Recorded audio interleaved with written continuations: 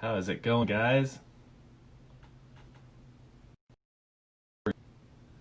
Super excited to have our guest on today. Let some people log in here and we'll get going. Yes, we are dialed. How's it going, everybody? Welcome to Creative Corner. What's up, everyone? Super special guest today. Really excited to chat with him. Making sure you can hear me in audio. Can you guys hear me okay?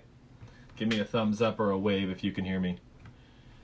And then we will get this thing going. We have very special guest today, Mitch Wu. I'm sure you guys have heard of him. Thank you so much for the thumbs up. I appreciate that confirmation. So, guys, super stoked. Today we have Mitchel Wu, also goes by Mitch. So Mitch is a Los Angeles-based creative toy photographer. Mitchel Wu has been commissioned by global companies such as the Walt Disney World Company, Warner Brothers, Hasbro, and Mattel. He has created images for well-known brands like Toy Story, Harry Potter, Hasbro, and Mattel. Yes, you heard that correctly. Basically the most pop culture-ish things you can think of. He's done it for G.I. Joe and Hot Wheels as well. It's insane. Mitchell's work has been featured extensively in print, online, and TV. He will be featured in an upcoming documentary series on the Marvel Universe airing this summer on the Disney Plus streaming channel. So yes, Disney Plus, the big one that we've all paid for and watch, just like Netflix. He will be on a very special show coming up very soon, and we'll dive into that with him as well. So I have a video I want to play of Mitch, but I want to ask him to come on. Let's see if Mitch hops on here. Mitch, what's up, man? Hey, how are you? Good. How are you doing? Doing good, thank you. After that intro, I think we can just end it, you know? Yeah, I'm just gonna call it. Yeah, exactly. Now you have to back all of that up and talk to everyone about it. But hey, before we get into it, I just want to show a quick 60-second documentary about your life, and then we can kind of dive into this whole thing. Right on. Hey, awesome, man. Thanks so much. And here is the 60-second doc on Mitch Wu to get us started. To get the look that I want, I'm using explosions, compressed air, and throwing dirt. I'm Mitchel Wu from Los Angeles, and I'm a toy photographer. Yeah. What really drew me into this medium was the ability to tell incredible stories. And to be able to get back to my childhood. Yeah. I'm self-taught. I don't have an assistant. I wear all the hats. You have a couple seconds to capture somebody's attention, to tell a story within that shot. I was recruited by Disney, and they moved me to Los Angeles, which was amazing. Maybe my greatest failure was not realizing earlier that I should be doing something that I don't enjoy. That playfulness and that joy, that's the key. Right on. Dude, are Right you on, kidding right me? That stuff is so cool, man. Thanks. I mean, I have so many questions based on that. I'm sure others do too. Feel free to ask us questions, guys who are watching. Man, I mean, how did this whole thing get started for you? Because you're in a very niche photography market, one that I am extremely jealous of. And it's super interesting. I think everyone is interested in it because at one point we were all children, right? We were all kids and we all played with toys. Right. And you get to do that for a living now. So tell us a little bit about yourself and how this thing kind of evolved into what it is. Yeah, I've always been creative. Since I was a kid, I was always drawing. I knew from a very early age that that's what I wanted to do with my life. I went to art school. I have a degree in illustration. And it's funny, when you get out of art school, they don't really tell you how to prepare for life and how to prepare for a career in art school. And so I ended up just taking these paths. You know, you go with opportunities that come up, and it led me down roads that I never thought I would go down. It wasn't what I planned. I ended up in product design and product development for probably 20 years. And I worked a lot of time overseas, spent a lot of time in Asia. It was a great experience, but it was not what I had planned for my life. I'm not complaining. It led to amazing things. I believe that everything happens for a reason, and it's led to me being here right now. But yeah, it's been a journey. I shot weddings after I was in product design and product development for probably 8 years. And I like to say that I went from shooting Bridezilla to shooting Godzilla. So that's the big difference between what I do now. I mean, I enjoyed it. It still involved a lot of storytelling. It taught me a lot about photography and lighting, and all of that has really filtered down to what I do now with toy photography. Very cool. Yeah, I think we all have to start somewhere, right? Whether we realize it's what we want to do for a living or not, we all want to get involved in the industry. And maybe it takes a year or two or three or four or five to even realize that that's not the niche that we want to be in. Or 25. Or 25. Yeah, exactly. And then we leave those to the wedding photographers and videographers. And I have a high amount of respect for them. Absolutely. Because they're dealing with a lot of stuff that we didn't want to deal with. So I always express that when we talk to people, because your story is very similar to others, just starting there and ended up doing what they want to do.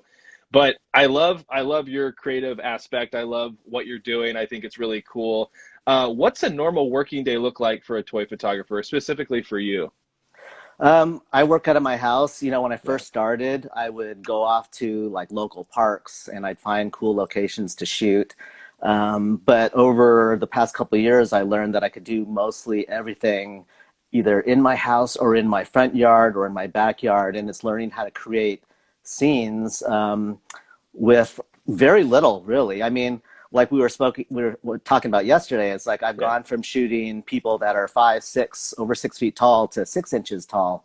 And when you go down to that scale, it opens up completely new opportunities and worlds. Like I've created so many different worlds and universes on this really thin railing of my porch. And most of the people that follow me on Instagram, they've seen that railing because I put it in my behind the scenes. And it literally is like 8 inches, not even 8 inches in width. So, and on that little space, I've created incredible worlds for Star Wars, for Toy Story, you name it.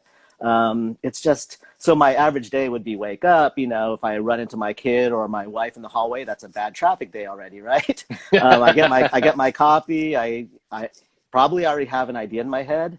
I'm shooting usually at 2 times of the day, either in the morning. If I'm shooting in the morning, I'm on my porch because that's where the light is the best in the morning. If I'm going to do some kind of water shot or maybe something that's really crazy, I'll be in my backyard, and that's afternoon. And either in the morning or in the afternoon, I'm usually editing or I'm marketing. I'm reaching out to potential clients or clients. I'm taking care of social media because that's a huge part of the equation. So yeah, between all of that stuff, it's a full day. It really is. Absolutely. Whether you're shooting or whether you're behind the scenes. I mean, it's kind of crazy because someone at your caliber, I would expect to have an assistant, whether that be on set or whether that be them controlling your social media. But good for you to be able to balance that and be able to kind of handle all those things. That's my assistant right there. This is the remote shutter control. So I'm firing this. This is on my camera. This is in my hand. I'm firing this off while I'm throwing dirt or splashing water or whatever I'm doing at the scene. So yeah, this is my assistant, and works for really cheap, For sure. Yeah. They're a one-time fee, a one and done, and then until it breaks. Exactly. Yep. No, that's really cool. So since we're on this subject of just what the working day looks like, and you're kind of doing all of these things yourself, you have, an admirable list of clients. We mentioned Toy Story, Harry Potter, Power Rangers, G.I. Joe, Hot Wheels. These are all things that I grew up with. I'm sure you grew up with as well. Yes. And a lot of people who are watching. I mean, can you talk about not necessarily the way you got those jobs or how you were approached, but let's talk about that client to photographer relationship and how important that is, because that's something that you've obviously held on to because they're still clients of yours. So can we kind of talk about that as a whole and how important that relationship is?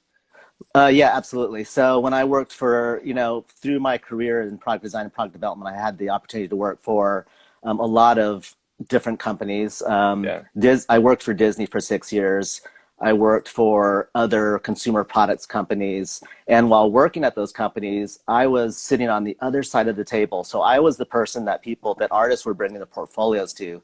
They were sending me proposals. And sitting on that side of the table, you really get to see a huge range of personalities. I mean, it's a given that to get in the door, your work has to be like amazing. It has to be professional, right? So that's a given. So you can assume that everybody that you're competing with has a killer portfolio. So at that point, what really matters is like your demeanor, your personality, your communication, and really how professional you are. So what I took away from that experience is knowing that the person that's hiring you, they report to somebody else. Everybody has a boss pretty much, except for one person, maybe. Everybody has a boss. And what your job really is to do is to make them look like a hero. If you make them look like a hero, then you're going to get hired again. So really, the kind of things that are behind the scenes that really make a difference to the person that you're working with, that's going to get you another job with them, is communication. Right. And meeting your commitments, which means doing what you say you're going to do, and meeting your deadlines. I mean, it's really pretty basic on what can keep the relationship going once you have that relationship. Of course, getting that relationship going in the first place is the more challenging part, but it's also challenging to keep it going. So it's basically being professional. And I feel like my background has given me a huge advantage in that area. Yeah, I totally agree. Advantage. Yeah, I would imagine so. And the fact that you're approached by these people and you're not approaching them obviously speaks in high regards to your work. I mean, your work speaks for itself. Thanks. Yeah, you're welcome. At this point, you're just keeping the communication alive and being professional as possible. And I think that hopefully the viewers are taking notes there, because it's clearly paid off for you. I love the connection. I want to go back a little bit about the Disney thing. So how did Disney specifically come about? Because I worked for Disney in the mid 90s to early 2000s. After I left and I went through my various photography careers and ended up in toy photography, one of my toy photography bucket lists was to work on a campaign for Disney, just because of my roots there. And I tried. I really tried. I reached out. Reaching out sometimes works, it sometimes doesn't. But in the case of Disney, it was not working. So I kind of resigned myself to that wasn't going to happen. And then literally just out of the blue, I think it was last June or last May, I received an email from Disney, and they just reached out and said, we'd love to have you create some images for the release and celebration of Toy Story 4. It was to promote and celebrate the release of Toy Story 4. So that was like, cool. And if you look through my feed or my portfolio, you can see that I do have a lot of Toy Story. So yeah. So number one, it was Disney, and number two, it was like one of my favorite properties to work on from Disney and Pixar. So that was really, really cool. It was so last minute. But it all came together nicely. I loved the project. One of the images is still my favorites. It's an image of Duke Kaboom on his motorcycle knocking over a glass of milk onto Forky with a chocolate chip cookie. That's on my website. It's in my portfolio. It made the cover of an airline magazine over the summer, which was super cool. That's it right there. That's it. Yeah. So that was cool. I mean, I'd also, as any kind of artist or creative, if you want to get work, a lot of times you have to take, you have to put yourself out there.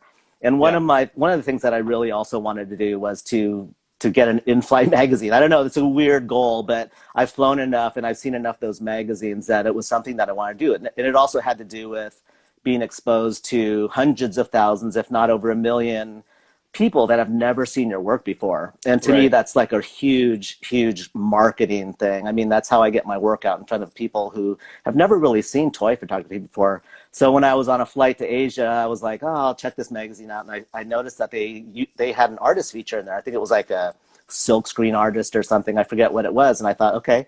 I got to Taiwan and I sent out some emails, a bunch actually, trying to figure out who to talk to. And that's how it led to it. It was really good. Yeah. So that's cool. Yeah. As an artist, I mean, that's one thing I have to tell to anybody who's watching or anybody who'll listen. You can't be shy. If you want to move your career forward, if you really want to work on like commercial projects, then you really do have to put yourself out there. And there's so much involved to it. Like social media is one aspect. Having a website. I know most toy photographers don't have websites. Yeah. But literally, that's like the first thing that a potential client is going to look for is your website. They're going to see you on social media. They're going to say, wow, I want to see what this guy's all about. What else has he done? Let me check out his website. If you don't have a website, you're at a huge disadvantage. Yeah, I would imagine so. That's kind of the first on the checklist, right? Is get yourself a website as a filmmaker or a photographer. But a lot of times people are finding that what's replacing that is social media. But I still think there is a level of importance that comes with a website and professionalism. And to your point, you reached out to that magazine company on your flight, and I want to express this to the viewers that it's definitely 100%, 1000% even okay to reach out to clients as well. But just because these people came to you earlier and Disney did, and you had all those opportunities, it is very important to make sure that they're reaching out to clients as well, because there's great things that can happen. Right. I will tell you a short story about Mattel. Now, they were like, I was on social media for 2 years doing toy photography. This is the beginning of 2017. That was I started in late 2015. 2016, I spent really trying to put together my portfolio, trying to hone my style, trying to learn some of the cool techniques that are unique to toy photography. And my goal was in 2017 to hit the ground running and try to get some clients. In 2017, I noticed that one of Mattel's doll lines started following me. So on Instagram, so I just reached out and I sent them a letter, said, I'm a toy photographer. I'd love to, discuss opportunities and collaborations. And I immediately got a message, a DM back from Mattel and saying, yeah, email me. Let's talk about it. And that led to a 1-year contract with them where I did like over 200 images. And so social media can work in and of itself. Mm-hmm. But that was the only time that happened. I'm not saying that didn't help lead to future jobs and clients, but Right. I would say that the website was more critical to that. Yeah, for sure. Yeah. So question for you about, that job specifically. When you say up to 200 images, are you building sets for all of these images? Or are you sometimes maybe taking just a still image of the toy itself on white, kind of like the end of the commercials like we'd see in the 90s where it was like batteries not included, and all the toys were laid out? Right. Are you doing a little bit of that as well? Or are you just doing the really cool, playful, colorful stuff? Yeah, I made a commitment to myself. I'd been through so much leading up to this point where I'd done things that I wasn't necessarily passionate about. So I made a commitment to myself that I was only going to do creative toy photography. So I've been approached to do toys on white backgrounds, which I politely turned down, or maybe even I'll recommend other photographers who might do that. I still get contacted for weddings, but I'll refer them to other photographers who I know they're doing that. So I strictly I really only want to do the stuff that you see on my Instagram account, which is tell stories and create dynamic images and just have fun with it. Yeah. Yeah, there's a lot of story in just the images that I'm seeing. I mean, and you can kind of interpret them in your own ways, but it's fun to have a real alien claw instead of a metal claw, to be the master of claws for this Toy Story ad. This one with Ant-Man, and not getting the best exposure here. Thanks, Instagram. There we go. But yeah, but that stuff's so cool. Can you just walk us through this image? How did you get the milk to splat like that without an assistant there? Yeah, so for literally all of my liquid splashing shots, I'll just set up the scene, and literally everything that you see there was set up except for the Cheerios and the splash. So the spoon was on wire, supported on wire. There was milk and Cheerios in the bowl. Little Ant-Man there was also supported by a separate wire in that very position. And I put some Cheerios and milk into the spoon, and I just gave it a little blast of compressed air. And if you're lucky, get it on the first try. If you're not lucky, you're doing it 10 or 12 times. That time, I forget how many times I've done it. I think I've only done one shot, and it was that shot that you showed of the Toy Story, the motorcycle splashing the milk. I think I got that on the first shot. But usually it's lots of shots, and then it's time consuming because you got to clean up afterwards too. Between each shot, you're cleaning up and resetting. So you're reset. See, that's where you need an assistant. You'd be like, reset, snap your fingers, right? If my wife is watching, she should be doing the cleanup for me. So I want to move into this image because I'm a huge Universal Horror Monsters fan. Not to mention, this image is amazing. The lighting is on point. Again, we are Litra's Creative Corner, and I know you use Litra to get this image. That's about the only way you'd be able to get something as cool as this. Let's walk through this, and then I have a behind-the-scenes photo of how you did it, but I want to kind of flip back and forth as you're talking about it. Absolutely. So this is a shot that I wouldn't have even thought about or attempted before I got the Litra lights. The things that allowed me to do this, there were actually two things that were key to this shot. The main thing was that the lights are waterproof. So I was able to, so what you see, the creature from the Black Lagoon there, Gillman, he's submerged halfway into like a bin of water. And then underneath the water, I have three or four, I forget. I have 3 or 4 Litra torches, and they're under the water, which was so cool. They're gelled with green to give that green tone to the water. I just wanted kind of a eerie, swampy look to that water, which I think ended up being really cool. And then just the tone of the lights underwater. And then what was also really key was that they're magnetic. As you can see, I have this here. I actually used little metal sheets just like this under the water to help them keep them in position. Because if I didn't have these metal sheets that were just kind of flopping all over the place, it was kind of like a big part of toy photography is problem solving. And this one was a ton of problem solving. But the underwater and then being able to put this on like a little metal sheet around that bin of water was really key. Really key. Yeah. And then the bubbles, that was just another like happy accident. I was just going to spray the water with compressed air and get some kind of sprayer bubbles. But when I actually put the straw from the compressed air under the water and kind of moved it about, those little, I don't know, the bubbles filled up with like a cloudy gas, and when they popped, they just kind of dispersed, giving that cloudy effect, which was really cool. Yeah. You'd almost think that you're using the smoke cans as well. Yeah, or somebody asked, "Hey, are you using dry ice?" I said, "No, that was just the crazy effect that I didn't even know would happen with compressed air." So yeah, I feel like you have. Don't tell anybody that though. I don't want anybody to use that effect. It was dry ice, we swear. But I think there's something about the simplicity of what you're doing, but there's also the amount of detail that goes into it. I think dry ice could work just as well, but I also think you wouldn't have as much control over that, right? Right. You'd kind of be firing away, whereas I know your style now, and I asked you about it yesterday on our phone call, and I know it's very much, you're doing single images. You're not firing in time-lapse mode like I asked, and I think there's something really unique about that, and I think it shows. I want to move on now to this amazing image, because I am also a Nightmare Before Christmas fan, huge Haunted Mansion fan when they redecorate it, and that's just my childhood all in one setting here. So I have behind the scenes of this as well, but I want to kind of let's talk about this and how we got this image.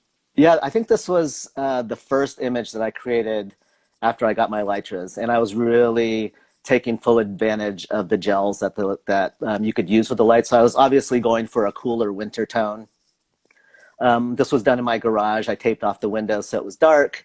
I used a lot of flour to get the snowy environment. I had some branches in the background that you can see kind of faintly in the final image. And then it was just a black backdrop just to give it the night tone. And then, it was just like lights all around the image, all around the set basically. And it was pretty straightforward. And I was really happy with how it turned out. So did you leave those house lights on that are in this behind the scenes image? Did you leave those on when you shot the final image? Did that blue filter overpower that?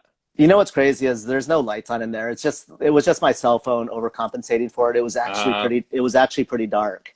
Gotcha. And so it wasn't completely dark, obviously, but it was dark.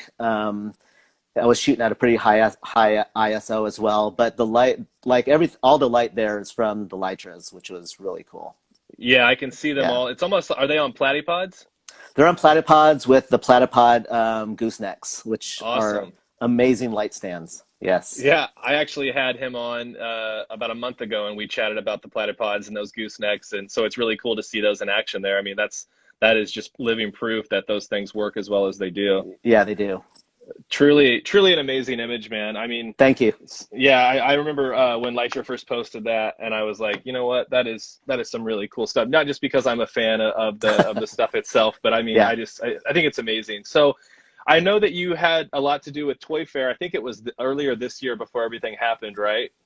It was in February. My wife and I were talking, and we were there just before everything shut down, and we had to be among like hundreds and thousands of infected people, but it was fine, and it was just an incredible experience. I was brought in by the Toy Association, which is I don't know if you wouldn't call them the governing body of the toy industry, but they're the association that puts on Toy Fair in New York. Toy Fair has been going on for over 100 years, and I was brought in to give a talk on my toy photography, kind of my journey and creativity and storytelling. as well Cool. as had a really nice exhibit, which was like their first exhibit in over 100 years, which was super cool. So it was in a That's very cool. high traffic area. It was great exposure to a lot of toy companies. And it was just cool to be able to show a new audience again, toy photography. Yeah, it was Yeah. really cool. Well, absolutely. Well, I have a video here that I want to show the audience here. It's just 1 minute long, and it kind of tells them about that experience. It looks like it was really fun. So I'm going It to go was ahead fun. and Cool. point that over, and then we can move on from there. Cool. This is kind of my Instagram way of doing this. Hi, my name is Mitchel Wu. I'm a toy photographer from Los Angeles, California. I have a 70-image gallery upstairs here at Toy Fair. It was such a pleasure to compile all of these images. It made me go back through the last 2 years and really analyze the stories that I've told, and then to be able to share them with everybody at Toy Fair is a challenge. One of the favorite images I have would be a more recent one I did of the Mandalorian throwing the child, aka Baby Yoda, up into the air, kind of reinforcing the relationship of almost like a father and child, and I love how it turned out. The whole goal behind my toy photography is to tell stories, creating dynamic images, and really trying to get the people that look at it to feel some kind of emotion and be impacted somehow by that. Hi, I'm Mitchel Wu from Mitchel Wu Toy Photography, and I'm at Toy Fair, New York. Welcome to Fun City. So that was that was a great experience, and at the end you can see that I was also brought in by my client called Schleich, and they're based in Germany, and a lot of your viewers might know them because when Toys R Us was still around, you can go in and find their dinosaurs. They're really, I mean, they have so many, but like dinosaurs is one of their huge things. And they had set up a booth for me down on the main floor of the Javits Center, and it was basically a working toy photography studio. So I was in there several hours a day just giving demos, and people would come by and check out what I was doing and seeing how I did the different effects, and it was just a great experience. So that, along with the art exhibit and the talk, it was an incredible week. It was amazing. That's pretty amazing. That's definitely a big deal. And I want to kind of go back because you spoke specifically about your favorite image from that show, and now it looks like it made a cover. Is that true? Or yeah, actually, that image was commissioned by that magazine, the Pop Insider. Okay. The publishing company is called Adventure Publishing. I've done several covers for them. This was an interesting project because that little Baby Yoda hadn't been released yet. And there was such a pent-up demand for it. I mean, people were like, they want that toy. It finally came out, I think, a month or two ago. But at the time, Hasbro sent me just a little prototype. It was so small. It was a prototype, and it was actually glued to like a little plastic disc. So I couldn't remove it because they needed it for Toy Fair. They needed it back for Toy Fair to go into their booth. So I had to remove the plastic disc in Photoshop. But in the end, I mean, I really wanted to convey, like I said in that video, if you watch The Mandalorian, you can kind of see the transition of the relationship between the Mandalorian and Baby Yoda, from like his caretaker, like reluctant caretaker, right? Like he didn't even really want to take care of the Baby Yoda. But as the series went on, you could see the connection building. And what I wanted to capture there was more like what I saw coming, which was more like a father and child relationship. A very much a non-spoken father and child relationship. I always I read something when the season had just came out. I'm a huge fan of Star Wars, but they said it's like Adventures in Babysitting is kind of what it came from. Perfect. Yeah, Perfect. So I think that kind of sums it up right there. And I think the relationship that you portrayed in this image is a really cool spin, because I think that's what Jon Favreau would have wanted to do, but he's still a bounty hunter, so he has to kind of stay hardcore, You're right. Yeah. I mean, as a toy photographer, especially in my own personal work, one of the things that I love to do is to show like these really well-known characters in unexpected ways. Like, we know characters the way that their creators tell us how to know them. So we know that Darth Vader is he's a dark, evil villain. But I've done some really fun images with Darth Vader. I mean, there's one where he's pushing a stormtrooper on a swing, And the whole idea behind that is, like, my thought process was, Darth Vader, he's just bad. He's just bad during his day. That's his work life. That's his career. But, when he gets off of work, when he kicks off at 5 p.m. or whatever, and he goes up to his cabin, wherever he's at, I'm thinking he kicks off his boots, he takes off his mask, he lets down his hair, even though he doesn't have any hair because it got burned off in lava. But, and then he's going to crack open a beer or something. And so like one of the ways I generate ideas is like, what would this character do in his off time? And that leads to some really fun stuff.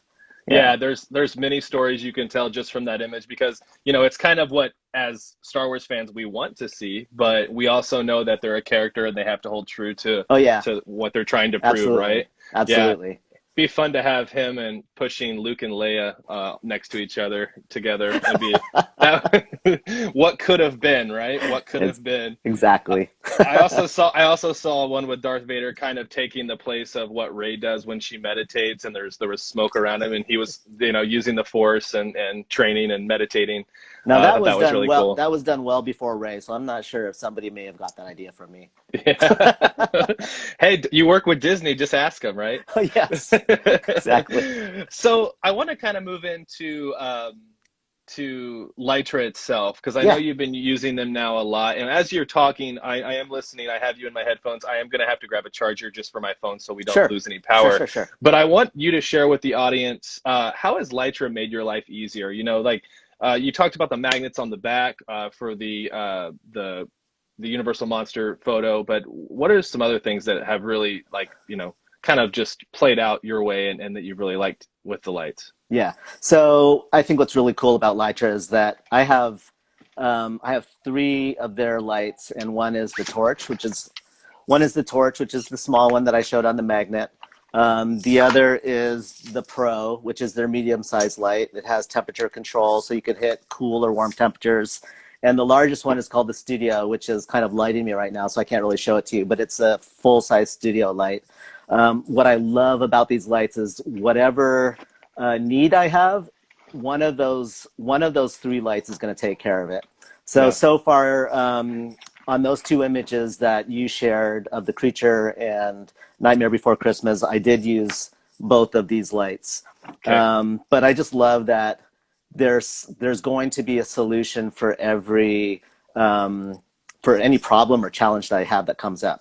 And I just love that they're like, you hold these things and I mean, you hear it from every person that you have come on your talk, but they're super solid because they've got a full, aluminum bodies. And, I see people just, was it you or somebody I saw throw up in the air and it dropped like 6 feet onto the ground? And I won't do that, but I won't do that on purpose, but it's cool. And then the studio light is just kind of mind blowing because whereas with these, they come with the gels, obviously that'll fit on a variety of gels, but with the studio light, as you know, the whole color system is built into the light, so you don't need need gels.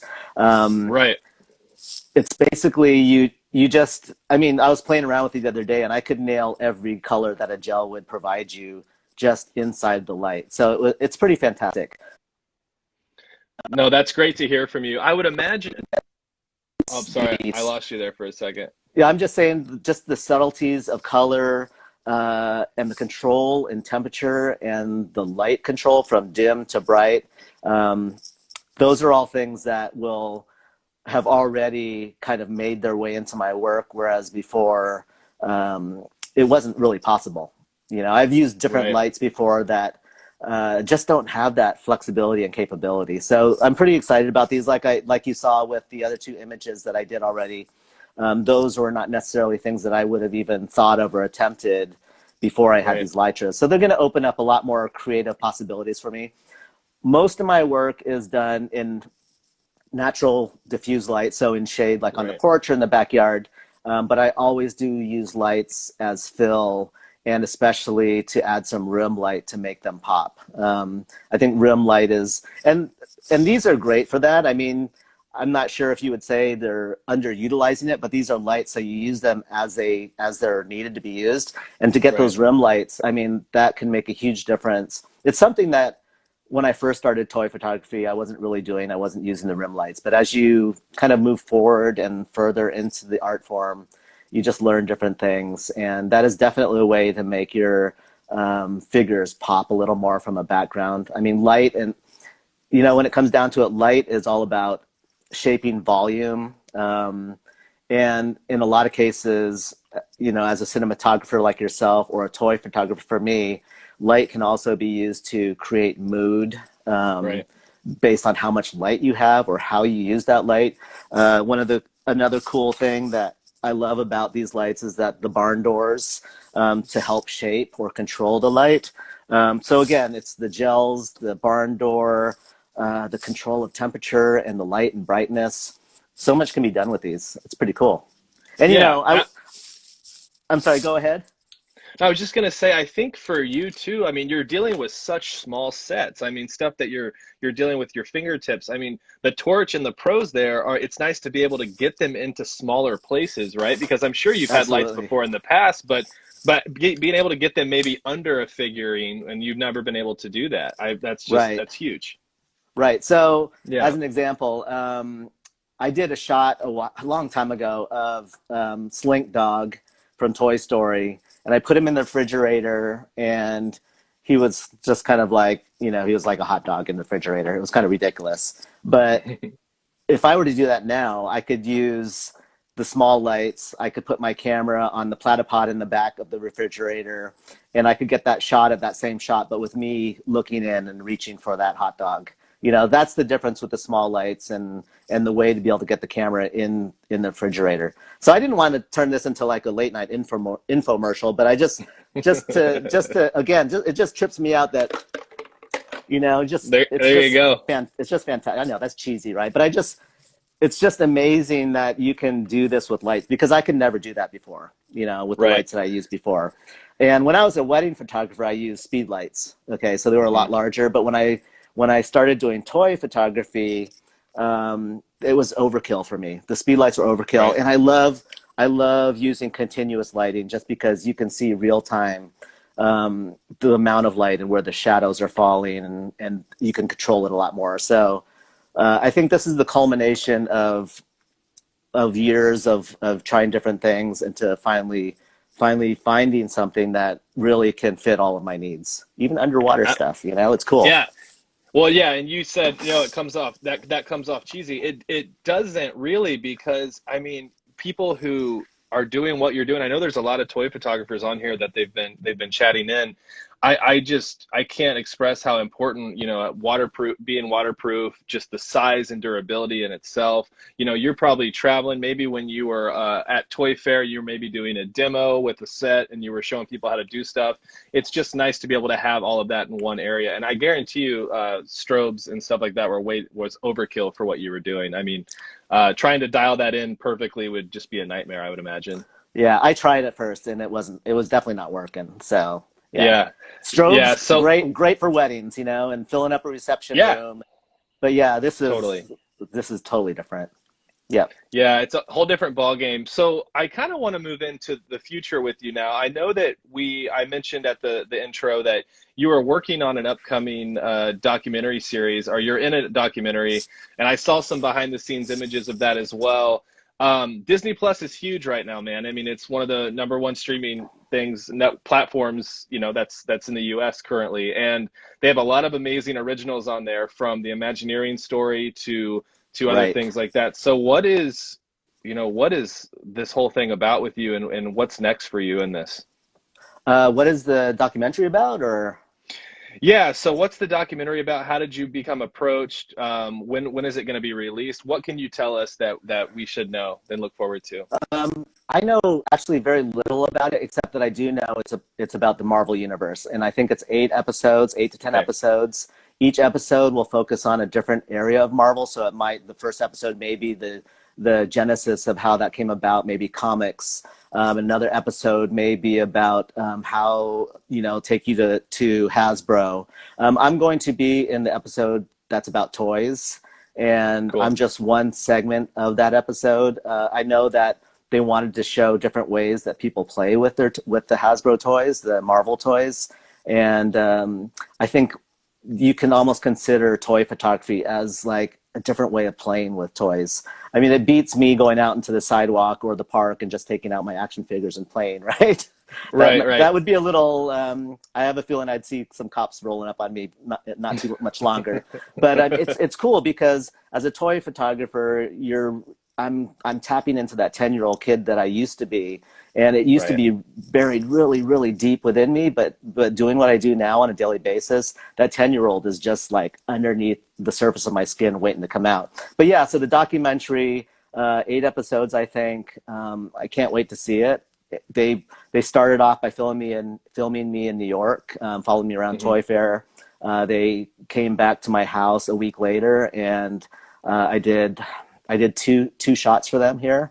And so, you know, we'll see what makes the edit, but there should be a lot of behind the scenes and some really cool stuff. I'm not sure when it's going to air. It could air, I think it's supposed to start airing sometime this summer and then possibly into the fall. Yeah, I'm not sure. How it came about was I just got an email from somebody, the production company that was working with them, you know, kind of proposing the whole idea to me. And of course I was in. Again, I think we talked about this, but I want to just, because there's people here on social media, I think a huge lesson, and it was really a validation for me. I've always been rated G or PG at the most on my social media as far as language and content. And I always knew that people were watching. That one example of Mattel hiring me through social media is a good example. But I did ask the casting person who casted me into this documentary, was I the only toy photographer that they looked at? And the answer was no. They were looking at somebody else on the East Coast. But Marvel was really vetting the candidates very carefully through their social media. And I'm not sure what made them uncomfortable with this other person's account, but that kind of was what was one of the determining factors for me getting that gig, was because somebody else was doing something that they didn't really approve of. Yeah. So this is for anybody that's watching. It's just like, really what you put out on social media is your brand. And if you have, and it's cool if you're just on here for fun, then no worries. I mean, everybody loves to see what you're doing, right? No one's judging. But if you're thinking about making a career out of this and trying to get some work, freelance, whatever it may be, really keep in mind what you put on. And Angie, my daughter, if you're watching this, keep that in mind too. You know, watch what you put out there, because people are watching, and that reflects on you and what you may or may not do in the future. That's huge. And that's something that has never been discussed on this show. And we've been doing this for 3 months now. So I can't tell you how important that is. That's something that, you know, I kind of think of in the back of my head, but there are also times where I'm just like, you know, screw it. Like, you can put on whatever you want to put on there. But I think that is huge, especially working with the brands that you're working with. You are working with, you know, I don't want to say younger brands isn't the word, but just brands that deal with a younger audience. And yeah, they're definitely family oriented for sure. Yeah, absolutely. But I think that is so much more powerful than spitting your mind, you know, and vetting all your information out on social media. So I would rather work and be in your shoes. You know what I mean? I think so. I think so. That's really cool. So on top of the documentary, what's next for you, man? What are you working on? What can we see from you in the future, and how can we stay in touch? Yeah, so I'm always there's always the next thing for me, and sometimes I don't know what it is. And part of the thing about toy photography is that it's still, even though I'm in a community of toy photographers on Instagram, there's thousands of people doing it. They're posting amazing images every day. When you get outside of Instagram, like if I were to walk down the street and say, hey, do you know what just anybody, do you know what toy photography is? 9 times out of 10, or maybe even 10 times out of 10, they're not going to know what it is. So I think that's part of the opportunity and excitement that kind of fuels what happens with toy photography, because the more, like, some of the media outlets that see it, they're not used to seeing it, and they want to cover it, or they want to show it, they want to share it. And so it's that type of thing that really makes me not really know what's around the next corner. There's always like I'm surprised at the documentary opportunities that I've been, you know, that have come my way. I'm surprised at like all of the magazine and newspaper and like around the world that features not only myself but other toy photographers as well. So there's a demand out there for it that a lot of people still don't even know about, actually. So I'm always like, obviously I'm always trying to get more work with toy companies. I'm always marketing. I'm always doing those things that kind of that give me an opportunity to be in front of these companies, to get noticed by them. So that's a big part of it, right? Marketing is one of those things, again, that they don't teach you in art school, but it's something that's vital to having a career as some kind of artist or commercial artist, fine artist, or whatever it is. You can't just create in a vacuum, in a dark room, and expect anything to come out of it. I mean, if you're doing it for your own self as a fine artist, or you have other goals, that's cool. I mean, everybody's doing it for their own reasons. But if you want to get work with toy companies, then you need to put yourself out there and take those steps. Get a website, market yourself, and don't give your work away for free. That's another huge thing, which I'm sure you're familiar with. I mean, photographers are their own worst enemies when it comes to that. I'm not sure what it is, but there may be opportunities where it may make sense to do something for free. You may get something that's worth it out of it, but in most cases, exposure is really not one of those things. So, For sure. We're our own worst enemy. That's just, as creators, that's just what we tend to be. We always think we can do things better, or, if we release something and we don't think it has its full potential, in our heads, we're like, oh, that could have been so much better because. But I also want to point back to, you said you were surprised at some of the magazine things and some of the brands that have reached out to you. I would give yourself a little bit more credit, my man, because what you're doing is you're telling that story through toy photography. You're adding the Cheerios and the splashes of milk. You're adding the green lighting under the water. You're doing these little extra things that are developing a full story in one image. Whereas a lot of other toy photographers that I'm seeing are recreating something from a movie that the toy was a part of, right? I can't tell you how many times I've seen cantina scenes from Star Wars action figures, and whether there's a cool little spin on it or not, we've all seen that. But what you're doing is kind of going outside of the big picture and kind of bringing in some more fun things, and I think that's going a long way for you, and that's why I think everything is working out the way it is. So I'd give yourself a little more credit, man. Thank you. I'm really glad you brought up storytelling, because I think not just as toy photographers, I really feel like in any kind of visual art, a story can add so much more to the engagement of an image or a painting or a sculpture or whatever it is. You're right. I do see a lot of photographs or even toy photographs that are amazingly technical and action oriented with amazing effects. But beyond that, they're not really saying a whole lot. And so I always like to say that when you see that, it grabs your attention. But as soon as it has that attention, it tends to let go of that, and if you're on Instagram, you're swiping to the next one.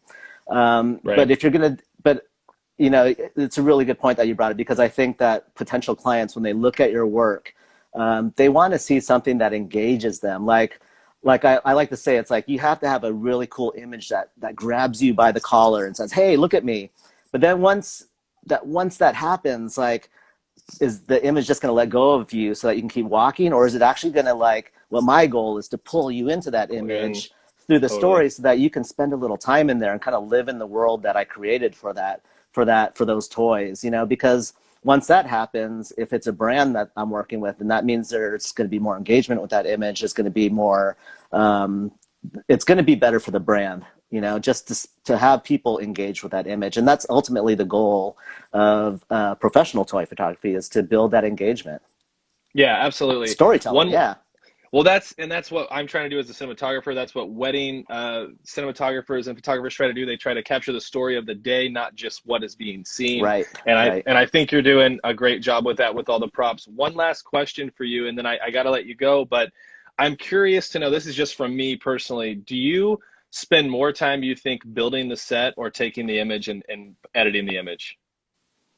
It really depends on the image, obviously. If it's I did this, still to this day, my most difficult setup was the shot of Woody and Jesse. He's cracking an egg and it's going into a frying pan, and he's holding two eggshells one eggshell in each hand, and the egg is falling into the pan. but that was a complete nightmare because first of all, their arms are Yeah. not strong. So you have to prop them up. And the other thing was that once that egg yolk hit, because I'm basically pouring the egg yolk into those empty shells and let it flow out. Once it hit Right. the shell, it would go down at the speed of light. It took forever to get a shot that I liked. So in that case, the setup probably took hours. It really took hours, and so did the editing. That was a long image all around. But generally, yeah, I mean, the longer you do this, you learn tricks on how to set things up and how to edit and how to set things up to edit quicker. So Right. it's really hard to say. They're all pretty involved, or they're all pretty easy. It depends on what it is. Yeah. So one Very last thing that cool. I'd like to tell your guys is that as artists, and this is something that you and I have both lived through, and I was a Yeah. wedding photographer prior to this. So I want to talk about finding a niche because as a Yeah. wedding photographer, I was like in the anti-niche. I mean, it was so Yeah. competitive. Just in my little town in North Los Angeles alone, there was already like 2 world-class wedding photographers that are super well known. And then at the level below them, which I was at, which was solid wedding photography, there had to be dozens just in my town. So we're all competing for the same client. And then when you go outside of my town, there's Los Angeles, then there's outside of Los Angeles, you're literally talking thousands of wedding photographers. How do you make a living competing in that environment?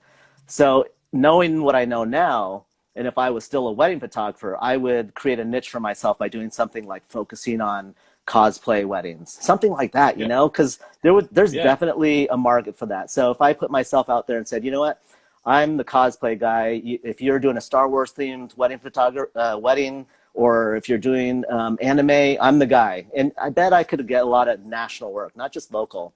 So it's really Right. finding a niche because you want to be an asset, not a commodity. As a commodity, you are working based on price. Like Yeah. they may love your work, but after they see you, they're going to go check somebody else's prices and see if they can get a better price. When you work in a niche, you're more of an asset and you have a lot more leverage to kind of charge what you want. And there's just not as much competition. So I wish I had learned that much earlier. So I'm hoping that somebody that's watching this right now can kind of take that and really rethink, not change careers, but maybe rethink like how are they doing something or how can they change their focus just a little to move themselves a little from commodity to asset, you know, because Yeah. that really is a huge thing with artists. So yeah, Absolutely. No, that's huge. that's a great thing to end on, man. That is such good advice, and you've got people down here in the comments already saying that's a great quote.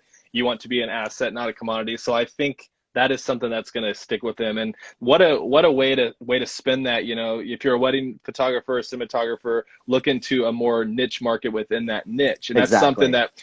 that you tend to back out of niches and try to start more broad. But in that case, that was a great example of diving deeper into a niche area of photography and video. I think that's great advice, man. That's great advice. Thank you. Thanks. Yeah. I wish I knew it Absolutely. earlier. Yeah. Well, hey, you know what? Everything's working out for you now, and that's all that It is. matters. And I, It you know, is. and I hope that people watching today learn something from you, and I'm sure they have. I enjoyed watching the videos that you sent over. I loved reviewing the photos. Keep doing it, man. Your images make me smile. It reminds me of my childhood, and again, just telling that story in 1 second is it's huge. So keep it up, man. Thanks, Drew. I appreciate it.